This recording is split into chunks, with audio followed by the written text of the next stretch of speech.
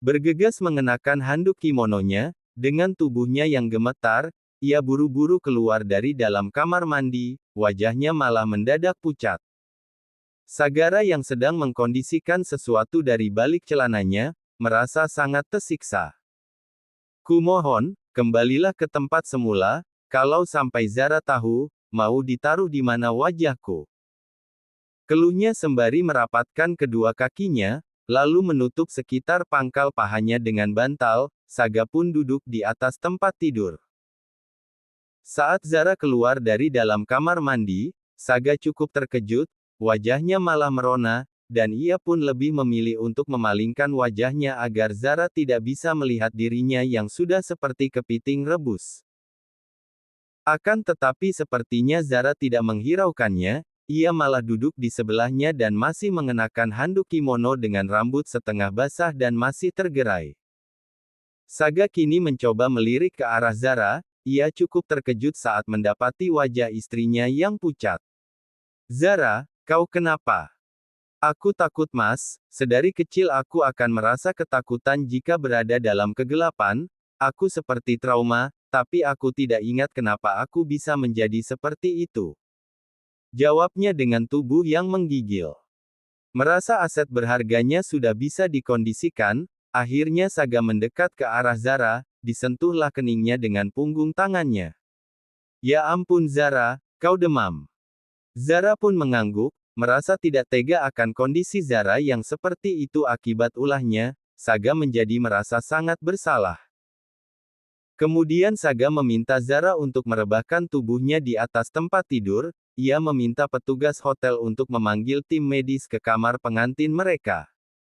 Setelah Zara diperiksa dan diberikan obat penurun demam, ia langsung tertidur pulas. Saga terus saja memandangi wajah istrinya. Kenapa di dekatmu aku bisa senyaman ini? Apakah aku mulai menyukaimu? Ini gila, aku yang sedari awal ingin menindasmu, kini malah berbalik ingin melindungimu dan membahagiakanmu, tapi aku tidak ingin kau tahu tentang perasaanku, mau ditaruh di mana harga diriku, cek. Batinnya penuh rasa penyesalan. Akhirnya Saga sengaja tidur di sebelah istrinya, dengan sengaja ia memeluknya. Keesokan harinya, Zara terbangun dari tidurnya, ia merasakan ada sesuatu yang berat di atas perutnya, ketika ia menoleh ke arah samping, betapa terkejutnya Zara karena melihat suaminya sedang memeluknya. Kia, Mas Saga ngapain meluk-meluk? Teriaknya dan langsung menggeser tubuhnya ke samping. Saga akhirnya terbangun akibat Zara kembali berteriak, sambil menguap dan mengucek matanya yang sayu, kemudian Saga malah menggaruk-garuk kepalanya sehingga rambutnya berantakan. Zara yang memperhatikan sikap suaminya seperti itu merasa ilfil. Ternyata Anda bisa terlihat berantakan seperti ini, aku kira pria tampan sepertimu tidak akan pernah terlihat jelek, tapi aku salah menilaimu, Aish, apa yang telah aku pikirkan? Ucapnya dalam hati. Dengan cueknya, Saga malah bergegas pergi ke kamar mandi sambil terus menguap. Zara sempat kesal atas sikap suaminya yang biasa saja, bukankah di surat perjanjian tidak diperbolehkan tidur satu ranjang? Tapi kenapa Mas Saga sendiri yang telah melanggarnya, sungguh tidak adil. Kali ini Zara malah bermonolog sambil mengerucutkan bibirnya, ia merasa jika suaminya telah memanfaatkan situasi atas dirinya. 30 menit kemudian Saga keluar dari dalam kamar mandi, sedangkan Zara sudah tidak tahan ingin membuang air kecil, saat Saga menutup pintu kamar mandi, Zara menerobos masuk, sampai-sampai ia terkejut. Hei, bisa tidak sih kau tidak main serobot seperti ini? Menyebalkan. Gerutunya memasang wajah masamnya. Zara pun tidak menanggapinya, kemudian ia bergegas mengambil air wudhu untuk melaksanakan sholat subuh meskipun ia sudah kesiangan. Setelah semuanya selesai, baik Zara dan Saga, keduanya malah saling diam membisu. Zara mulai mengingat peristiwa semalam di kamar mandi, rasanya ia begitu sangat malu, apalagi Saga adalah pria pertama yang telah berhasil melihat tubuh polosnya, dulu Jaka mana pernah mau untuk melihatnya, menyentuhnya pun rasanya tidak sudi.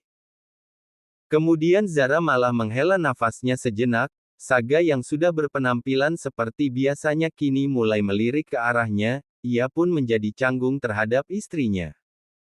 Hingga pada akhirnya, Zara memberanikan diri untuk melayangkan protes terhadap suaminya.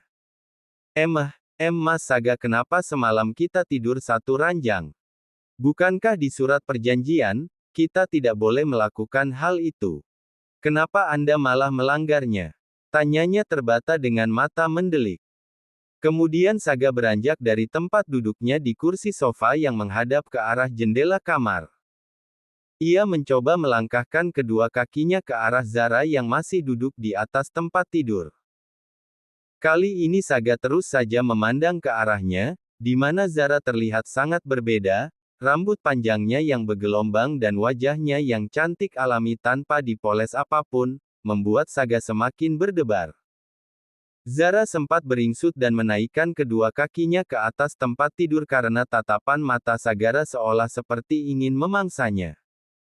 Dan benar saja, Saga terus saja menatap tajam ke arahnya tanpa berkata satu patah kata pun. Zara mencoba mundur ke belakang, sambil menelan selaifannya. Mas Saga mau apa? Tanyanya dengan terbata. Namun Saga tidak bergeming sama sekali, ia malah merangkak naik ke atas tempat tidur. Zara pun sampai gemetar dibuatnya, ia benar-benar sangat ketakutan.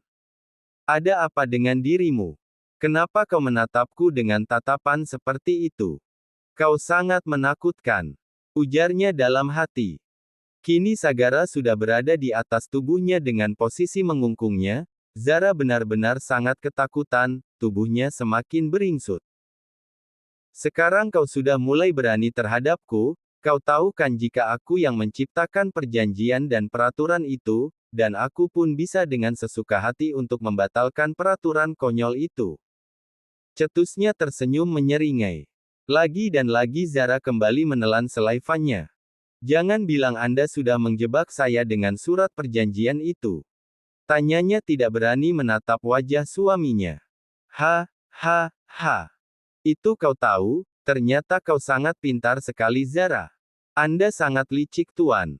Jawabnya memberanikan diri memelototi Saga. Entah ada dorongan apa, tiba-tiba saja naluri kejantanannya muncul begitu saja, ia pun berupaya untuk melakukan hal yang tidak-tidak terhadap Zara, dan Zara pun berteriak sekencang mungkin saat Sagara mulai menanggalkan pakaian yang ia kenakan. Tidak! Teriak Zara tersadar dari lamunannya. Rupanya Zara memikirkan hal yang tidak-tidak tentang suaminya. Saga pun menatap aneh ke arah istrinya, ia mencoba mendekat, lalu menyentuh keningnya.